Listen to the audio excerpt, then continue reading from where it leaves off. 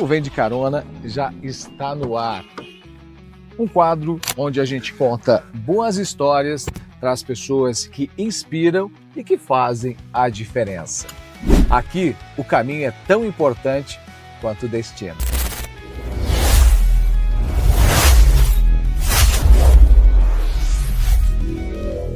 O Vem de Carona tem o patrocínio da Kaiô Mitsubishi Motors de Chapecó. Tecnologia, conforto e performance para você ir ainda mais longe. Aperte o cinto que a conversa já começa. O nosso quadro Vem de Carona de hoje já está no ar. Aqui meu convidado Jefferson Gomes, seja bem-vindo, diretor do Instituto Santé. E a gente vai falar um pouquinho da tua trajetória, tua história. Você que embarcou também no Vem de Carona lá no início, lá em 2018. Muito bom recebê-lo aqui novamente. Obrigado pelo convite. Prazerzão estar aqui de volta, né? A gente falava antes, lá atrás, tive já a oportunidade e particularmente acompanho todas as entrevistas, né? Gosto bastante da iniciativa, do projeto, acho muito legal. Vamos embora. Em frente, e a bordo desse essa Mitsubishi nave, né? Essa coisa linda aqui. Essa Outlander que você encontra na Kaiô Mitsubishi Motors de Chapecó, concessionária da Mitsubishi, parceira aqui do Vem de Carona, e toda semana possibilita que a gente traga novas histórias aqui no Vem de Carona. Então embarque com a gente.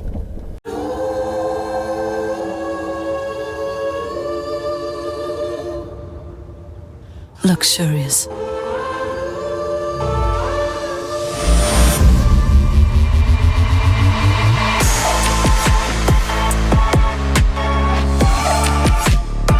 O mercado de luxo tem um novo protagonista.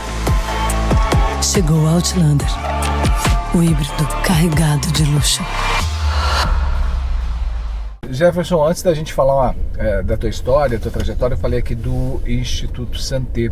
O Instituto Santé é um instituto que faz a gestão de unidades hospitalares, basicamente é isso, para quem não conhece.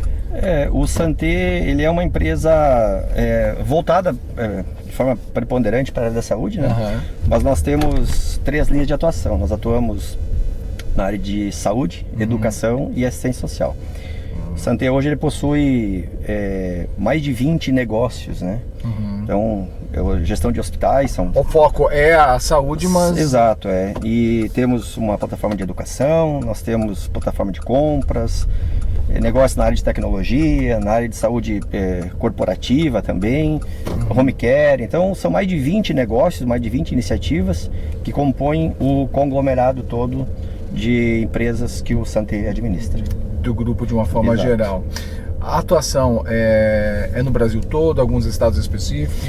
A gente atua no sul do Brasil, né? O nosso foco, obviamente, é Santa Catarina, né? No nosso estado.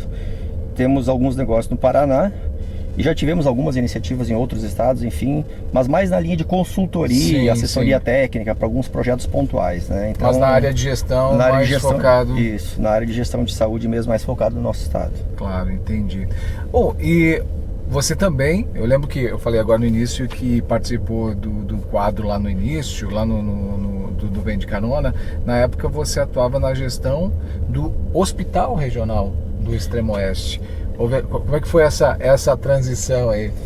Então, eu vim para São Miguel, na verdade, para fazer a gestão do Hospital Regional num período de transição, né? Na época, a empresa que administrava o regional encerrou o contrato com o Estado. E nós acabamos, até pela proximidade que nós tínhamos com os gestores da época, vindo para ficar 6 meses apenas, né, para um projeto de transição. Acabamos gostando muito da terrinha, né? São Miguel é maravilhoso.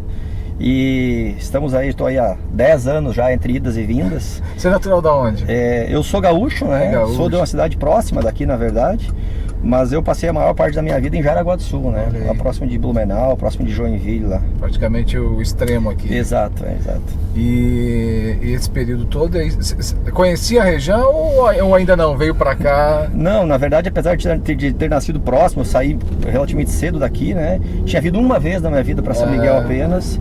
E fui conhecer mesmo, explorar mais a região aqui a partir do finalzinho de 2015, né? Quando eu vim para trabalhar aqui em São Miguel. Tua infância toda foi lá no Rio Grande do Sul. Minha infância foi toda no Rio Grande do Sul, né? Em Tenente Portela, uma cidade pequena, né? Sim, mas... eu nasci no interior, né? Sim. Até os 10 anos eu morei na roça, como a gente fala. Sim. E a infância é típica, né, Jucinei? Na colônia a gente tá o tempo todo, né? Cai de árvore, puxa porco pelo rabo, pedrada em casa de marimbondo, né? É verdade. Eu tenho um irmão que é muito próximo de mim, que tem um ano e meio a menos que eu. Então a gente fazia, até apanhar a gente apanhava junto, né? Então a gente fazia muita... Já que é você, vai você também, tá, Gil? Fazia você tem só esse irmão ou tem mais irmãos? Não, somos em 6 irmãos, são 3 irmãos. meninas e 3 meninos, né? Pô, e a sua formação é... Eu sou administrador e sou sociólogo, né? E tem, enfim, algumas especializações também, mas voltadas para a área financeira e gestão de saúde, né? Sim. E como é que nasceu a gestão na área de saúde? Chegou a atuar antes da saúde em outras áreas? Como é que foi isso? Na verdade, eu acho que como todos nós, né? Eu trabalho desde muito jovem, desde muito cedo, né? 12, 13 anos eu já estava trabalhando. Mas eu digo que trabalhar de verdade mesmo foi a partir do momento que eu acabei entrando na área hospitalar, né? Isso foi lá em 1997, já lá em Jaraguá do Sul. E quase que meio que por acaso, né? Eu trabalhava desde muito jovem no balcão de farmácia, né? Sim. E eu acabei indo para a área hospitalar para trabalhar na farmácia de hospital. Sim. E aí, por coisas do destino, né? Eu digo, a gente tem que ter um pouco de sorte na vida, né? E acabei tendo alguns momentos de muita sorte também. E tive algumas pessoas me deram boas oportunidades, né? Eu, graças a Deus, consegui aproveitá-las todas. E, enfim, são já quase 30 anos, praticamente 30 anos de história dentro de hospitais, né? Você falou em histórias dentro de hospitais, alguma delas ou em algum momento foi muito marcante para ti, já que basicamente, profissionalmente falando, esses 30 anos, quase a tua trajetória toda profissional foi de alguma maneira ligado com a saúde, algo que te chamou muito a atenção e que você carrega aí na memória? Na verdade, a gente vive um misto de emoções todos os dias, né? O Santé, os hospitais todos do Santé, hoje nós atendemos, a gente faz praticamente aí mais de 1 milhão de procedimentos todos os anos, né? Então é muita experiência, né? Que nos marca muito. Mas eu não tenho dúvida que a experiência, né, a memória mais marcante desses 30 anos foi a pandemia, né? A pandemia nos pegou de surpresa, né? Acho que a gente, de alguma forma, subestimou o que aconteceria. E quando nós eu digo todos, né, nós como sociedade, quando nós nos demos conta, nós tivemos que enfrentar ela de forma muito abrupta. Acabou marcando muito, né? A gente perdeu muita gente, né? A gente aprendeu muito com aquilo, né? Tanto na área de gestão de crise, né? A gestão de saúde. Mas, sem dúvida nenhuma, foi da minha história, foi o que mais me marcou, foi o enfrentamento da pandemia, né? Provavelmente de muitos que estão ligados à saúde tem como história profissional marcante tenha sido realmente a pandemia, como foi para muita gente, né? E na época, você falou aqui da pandemia, na época você estava no hospital regional aqui do Estimage. Eu fiquei no hospital regional até 2021, né? A partir de 2019, 2020, a gente estava num processo de transição, né? Sim. Eu já estava fazendo, mas eu fiquei até janeiro de 2021, quando encerrou de fato a fase mais crítica, né? Mais aguda da pandemia. Me senti à vontade, então, para passar definitivamente o bastão, né? Pro Rodrigo, que é o nosso diretor atual, que já enfrentava com a gente. Então, foram, acho que mobilizações sociais, né, de muita gente para nos apoiar, né? Sozinhos não teríamos conseguido. Mas, de fato, entendo que se a gente tivesse tratado, talvez, de maneira mais... começado o enfrentamento um pouco antes, né? Dado um pouco mais de seriedade, talvez nós tivéssemos tido alguns desfechos melhores. Mas enfim, são coisas que a gente não tem controle sobre a vida, né? Sim. E algo que pegou todo mundo de surpresa, né? Acho importante os ensinamentos que ficaram, né? Hoje, olhando para trás, a impressão que dá é que não foi verdade aquilo que vivemos, né? Foi tão intenso e tão... que envolveu o mundo inteiro, né? E você falou, a gente falando aqui um pouco dessa tua trajetória, da gestão lá do hospital. hoje para uma gestão de um instituto, a exemplo do Santé, o que é diferente, o que muda nessa gestão? Ou é basicamente muito semelhante? Não, ele muda, né? Primeiro muda a dimensão, né? Então, a gente sai aí de um hospital, apesar de ser um hospital regional, né? Complexo, um hospital relativamente pequeno, né? Para uma empresa grande, né? Mais de 2.000 funcionários, várias iniciativas de negócio, né? Hospitais em várias cidades, tem uma questão cultural, né? E acho que o fato também de eu não estar mais no dia a dia, né? Eu digo assim, eu gosto muito do cheirinho do corredor do hospital, né? Faço questão de trabalhar muito próximo sempre. Mas você não estar todos os dias enfrentando aquela dinâmica, né? O nosso presidente sempre fala, né? O maior centro de crise que existe na nossa sociedade é um hospital, né? Então, muda basicamente isso, né? E muda também o tamanho da responsabilidade, né? Hoje tem mais de 2.000 pessoas, então, estou falando que são muitas famílias, muitos negócios, muitas comunidades, né? E o senso de responsabilidade, né? De tempo de resposta. Às vezes a gente parece até que tem que ser um pouco... a gente não pode errar na vida, né? A gente tem um sentimento de responsabilidade muito grande, né? O gestor, ele tem esse papel e é um papel difícil, porque às vezes você precisa tomar decisão realmente deixando emoção, deixando o que realmente o ser humano gostaria de fazer, porque envolve muitos outros interesses, inclusive interesses humanos, né? Sem dúvida. É muito difícil, viu, Juscelino? É muito difícil a gente separar na nossa atividade a razão da emoção. É muito difícil, né? São pessoas e a gente, na nossa área, nós praticamente não podemos errar, né? Diferente de uma indústria aí, que uma peça defeituosa se joga fora, constrói de novo, né? Diferente enfim, de qualquer outra linha de negócio, de serviço, né? No turismo, por exemplo, deu errado, tem reclamação e tal, mas a vida segue, né? Na nossa atividade a gente está fabricando a peça durante o uso, né? A gente tem esse sentimento às vezes que precisamos ser infalíveis, não somos, né? Infelizmente se erra, né? Com mais de 1 milhão de atendimentos, certamente alguma coisa sai errada. Claro. A gente se policia muito sempre, né? Treina muito bem as equipes, mas é muito difícil. A emoção, por vezes, ela se coloca numa posição quase de justiça para conosco, né? Eu imagino. Você falou agora há pouco do aprendizado, né? Com a pandemia. Olhando para trás, né, do Jefferson lá, falando especialmente da profissão, né? Desses 30 anos na gestão, olhando para trás, o que você diria para aquele Jefferson que começou lá na farmácia e que hoje tem uma responsabilidade tão grande dentro de uma empresa, né, reconhecida a nível de Brasil e principalmente lidando com vidas, né, que é sempre muito tenso?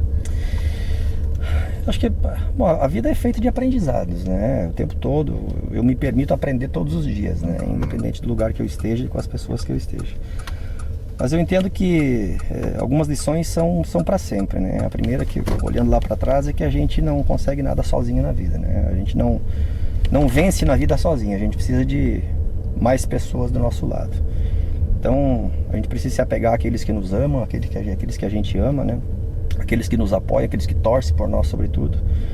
Eu diria que talvez o grande segredo, né, é a gente escolher muito bem as pessoas que andam com a gente, que caminham com a gente, né? Eu acho que esse é talvez a grande lição de vida que fica, né? E a outra coisa que para mim é muito marcante sempre é que sem educação, sem humildade, a gente não chega em lugar nenhum. Sim. Às vezes se cresce na vida, né? Se ascende socialmente, se ascende financeiramente, se esquece um pouquinho das origens, né? Se esquece um pouquinho das outras pessoas, de quem te ajudou, de quem te apoiou, esquece um pouquinho de olhar com humanidade para quem está próximo de você, às vezes para os menos favorecidos. Então eu diria que a gente precisa manter sempre a régua da humildade e da educação muito, muito alta, senão a gente acaba se isolando na vida e se tornando pessoas, enfim, que não valorizam aqueles que te ajudaram ao longo da caminhada, né? Você falou de algo que te marcou na sua carreira, que foi a pandemia. O que foi o mais difícil para você nessa trajetória de quase 30 anos? Foi também a pandemia ou teve algo específico assim que foi um desafio para você? Eu acho que quando a gente vem de origem muito humilde, tudo é um pouco mais difícil na vida da gente, né? Então eu profissionalmente falando, eu comecei minha carreira, eu fui estudar com 26 anos, né? Por condição econômica, enfim, tudo mais. Então eu sempre tive que ser mais ágil, né? Eu sempre tive que ser mais acelerado que os outros, né? Porque com 26 anos eu estava começando uma graduação, enquanto a minha concorrência, digamos assim, estava saindo, já estava no mercado já, né? Então eu acho que a grande dificuldade foi que eu tive que fazer, talvez em 10 anos, aquilo que eu poderia ter feito em 20, né? Mas isso é um motivo de orgulho, na verdade, né? Não digo que é uma dificuldade, mas é uma coisa que me marca bastante profissionalmente, né? E na minha vida pessoal, eu sempre digo que eu nasci 3 vezes, né? Eu nasci quando eu nasci, né? Eu nasci de novo em 1993, quando eu sofri um grave acidente, né? E renasci para a vida, na verdade, né? Como e isso também me ensinou muito. E a terceira vez que eu nasci foi quando a minha filha nasceu, né? A gente nasce de novo, né? A gente se transforma numa nova pessoa, sem dúvida nenhuma, né? O acidente foi coisa de jovem, né? Festa, na época a gente não tinha muito controle, né? De responsabilidade de direção, cinto de segurança, tudo isso, né? Então foi uma consequência aí de madrugada, voltando de festa, um capotamento de carro que quase nos levou, né? Olha só. Todo mundo tem em algum momento algo marcante, principalmente que faz a gente repensar, recalcular a rota. Agora, você falou aqui no início da sua infância, lá no interior, a sua, como a minha, e como muita gente, principalmente nessa região do estado, veio da roça, veio da lavoura, sabe dos desafios e do estilo de vida de quem vem da roça, né? Isso, você falou da dificuldade de estudar, de ter estudado mais tarde, ser preparado mais tarde do que todo mundo. Mas o que você traz da tua infância, lá até 10 anos que você ficou lá na roça, para hoje, para sua vida, assim? O que ainda está dentro de você daquela época? Acho que a disciplina, né? O pai era caminhoneiro, motorista de ônibus, minha mãe era dona de casa, cuidava de 6 filhos, né?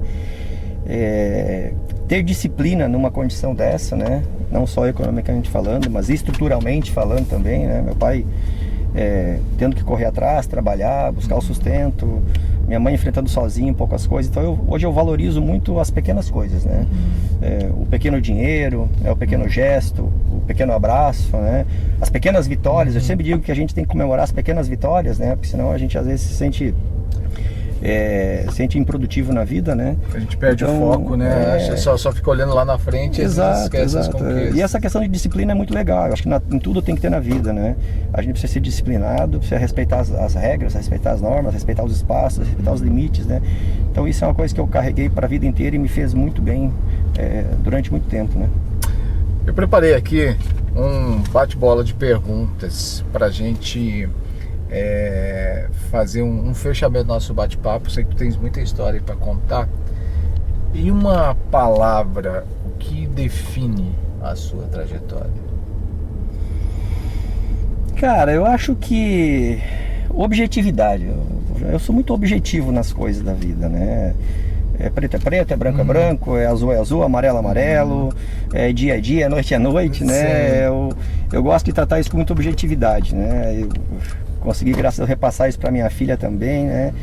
E eu sempre digo, olha, dê importância de fato para aquilo que é relevante na sua vida, né? No resto é o que tem que ser, é o que a vida te reserva, encara em frente e vida que segue, né? Então a gente não faz da nossa vida um folclore, né? Um emaranhado de mimimis aí que acaba às vezes dificultando muito mais a vida da gente, né? Algum medo que você precisou superar aí, ou da sua infância, da sua juventude, algo que te desafiou bastante e tu teve que superar? Eu acho que os medos, na verdade, eles se renovam o tempo todo, né? A gente, quando é jovem, tem medo de não se dar bem na vida, né? Tem medo de não ser aceito pelos amigos, enfim. Não sei se eu tenho um medo absoluto, na verdade, né? Eu tive que vencer, obviamente, eu como vim do interior, né? Eu tive que vencer muito a minha timidez, né? Era muito tímido, era muito inseguro, né? Então talvez a partir da minha vida profissional, conforme eu fui ascendendo, eu precisei vencer todos esses medos de falar em público, né? De participar de uma reunião, às vezes com pessoas importantes. Mas isso foi já há bastante tempo atrás, né? Muitos anos Superado. atrás. Então isso está devidamente superado. Eu não sei se superado totalmente, né? Sim, Sempre dá um friozinho na barriga, sim, né? sempre. Mas é importante sim que a gente se sinta cada vez mais seguro, né? Quanto mais seguro se tiver, obviamente, melhor se enfrenta os seus medos, né? Alguma pessoa específica que te marcou muito, que te marca, ou que te motiva, que te inspira e que te faz até ser quem você é hoje? Cara, eu tive muita gente que me inspirou ao longo da minha caminhada, né? Muita gente importante na minha vida que me acolheu, às vezes em momentos de dificuldade, que me abriu portas, né? Quando eu precisava, que esteve comigo em momentos de dificuldade, né? Mas a minha vida hoje, eu digo que a pessoa mais importante para mim, sem dúvida nenhuma, a pessoa que mais me inspira, que me motiva, né? Que me faz acordar todos os dias, trabalhar bastante, é a minha filha, né? Eu tenho minha filha, Ana Paula, tem 19 anos. Ela não mora mais comigo, né? Mas eu acho que talvez não, certamente é o grande motivo hoje, meu grande fator de motivação de vida hoje, né? Algum sonho ainda que você tem em mente e gostaria de realizar, ou já se sente uma pessoa realizada? O meu sonho, na verdade, é um sonho genérico, né? Obviamente eu gostaria de viver bem o final da minha vida, né? Ter uma velhice saudável.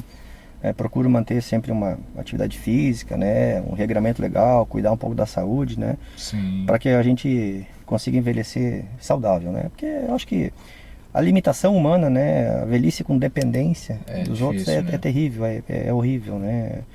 Então, talvez o meu grande sonho seja envelhecer com qualidade de vida. Isso também define o sucesso? De você construir uma carreira que para chegar no final dela, ou uma vida, uma história, chegar no final dela ter um pouco mais de conforto? O que define para você o sucesso?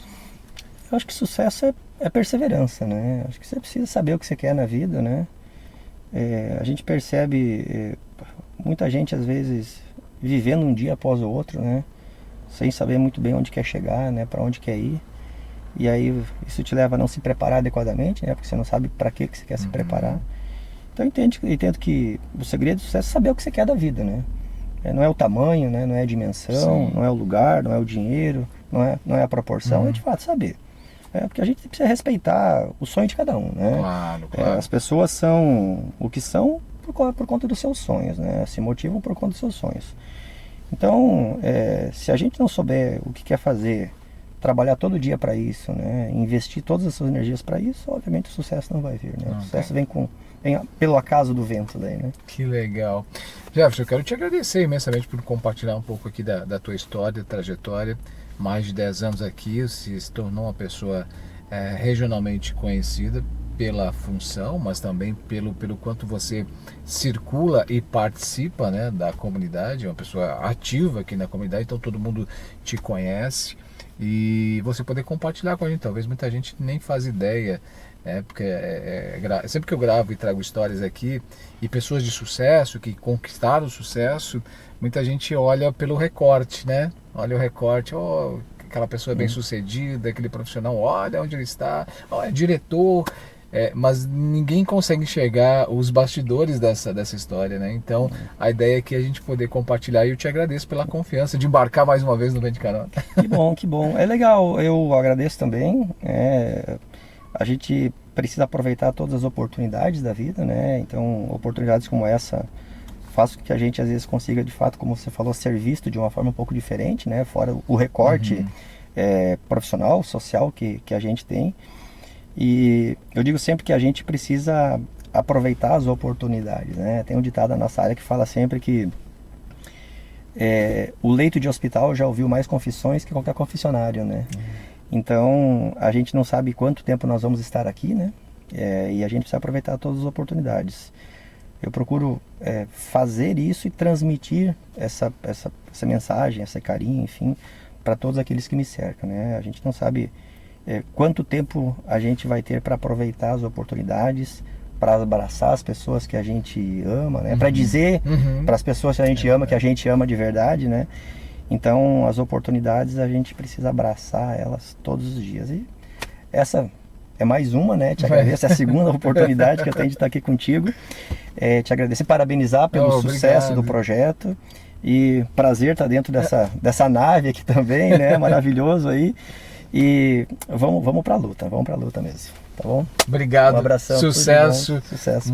Muitas realizações aí pela frente. Muito sucesso com toda certeza. Obrigado para todos nós. E se você gostou, curta, compartilhe, porque toda semana, a bordo de um Mitsubishi, um convidado aqui contando a sua história, a sua trajetória e se conectando com você. Esse é o objetivo, conectar as pessoas através das histórias delas. Então, se você não conhece a Mitsubishi, procure a Caiu Mitsubishi Motors em Chapecó, conheça os modelos, faça um test drive, com certeza o carro certo está lá. E siga a gente, curta, compartilhe, se inscreva no nosso canal do YouTube. E na próxima semana tem mais um convidado no Vem de Carona.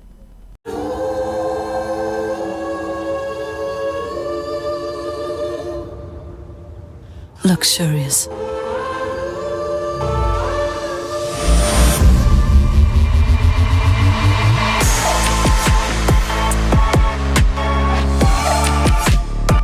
O mercado de luxo tem um novo protagonista. Chegou o Outlander, o híbrido carregado de luxo.